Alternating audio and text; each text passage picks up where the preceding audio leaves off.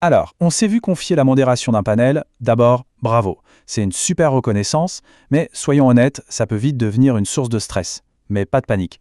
On va décortiquer ensemble comment transformer ça en un vrai succès. Allez, c'est parti. Quand on reçoit cette proposition, c'est vrai que c'est une sacrée marque de confiance. On se sent valorisé, on est invité à être au centre du jeu, à mener la danse. C'est excitant, l'adrénaline commence à monter. C'est vraiment une occasion en or de créer un moment marquant. Et puis, très vite, le grand vertige. L'enthousiasme laisse place à une question un peu angoissante, mais par où je commence?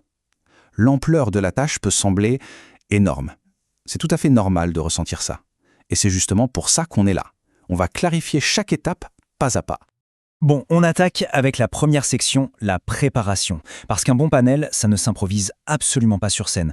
Le vrai travail, le plus important, il se fait bien avant, en coulisses. C'est là qu'on construit les fondations d'un échange qui va vraiment marquer les esprits. En fait, la préparation, il faut la voir comme un édifice qui repose sur deux piliers vraiment essentiels. D'un côté, il faut être parfaitement aligné avec les organisateurs. De l'autre, il faut créer une vraie connexion avec les panélistes avant même de monter sur scène. Si l'un de ces piliers est un peu bancal, tout risque de s'effondrer. Alors pourquoi cette discussion avec les organisateurs est si cruciale? C'est simple, il faut savoir ce qu'ils ont en tête. Quel est l'objectif final de ce panel? Sous quel angle précis est-ce qu'on doit aborder le sujet? Le piège absolu, c'est de vouloir parler de tout. Un bon panel, ça a un focus, un angle d'attaque très précis. Et pour les panélistes, ce contact en amont, c'est un peu une arme secrète. Ça permet de briser la glace, de créer une complicité.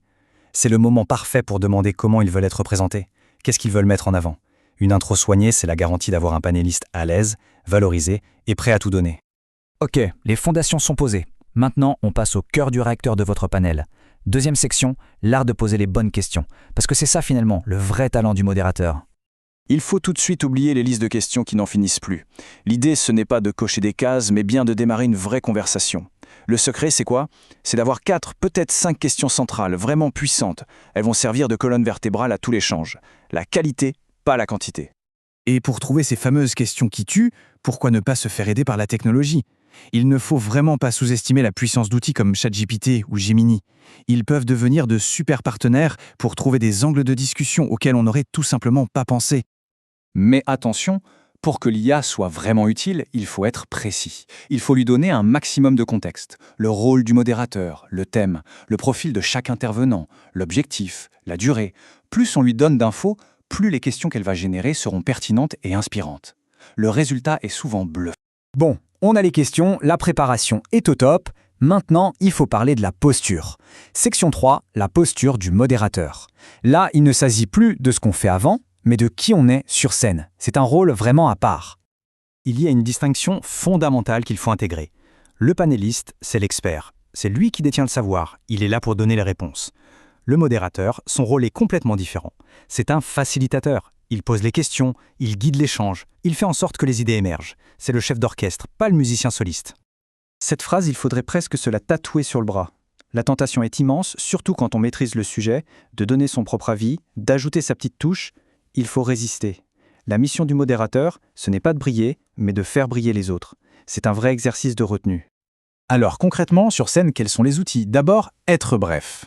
Les interventions doivent être courtes, chirurgicales. Ensuite, le naturel. Il faut se rappeler que c'est une conversation, pas un discours formel. Et enfin, l'authenticité. La personnalité, la chaleur humaine, c'est ça qui fait la différence entre un panel correct et un panel inoubliable. Allez, on entre dans l'arène, le moment où tout prend vie. Section 4, animer la conversation. C'est ici que toute la préparation va payer, dans le feu de l'action, avec le public et les panélistes. La séance de questions-réponses, c'est souvent le meilleur moment. C'est là que l'énergie de la salle et celle de la scène se rencontrent vraiment. L'échange devient direct, spontané, parfois imprévisible. Et si ça dure plus longtemps que prévu, c'est plutôt bon signe. Ça veut dire que le public est captivé. Il faut s'attendre à tout, un vrai ping-pong d'idées, des éclats de rire, des désaccords constructifs, des moments inattendus. Le rôle du modérateur, c'est de surfer sur cette vague, de garder le cap et de s'assurer que l'échange reste toujours respectueux et enrichissant pour tout le monde. Finalement, si on devait résumer la philosophie de la modération, ce serait ça. Le succès ne se mesure pas à sa propre performance, mais à celle des panélistes. La mission, la vraie, c'est de créer l'espace parfait pour que leur expertise puisse s'exprimer pleinement, pour qu'ils donnent le meilleur d'eux-mêmes. Et si au fond le signe d'une modération absolument géniale, c'était son invisibilité. Quand la conversation est si fluide, si naturelle, si captivante qu'on oublie complètement qu'il y a un chef d'orchestre, une main invisible qui guide tout avec une efficacité redoutable, mais sans jamais attirer la lumière. C'est peut-être ça, le véritable art.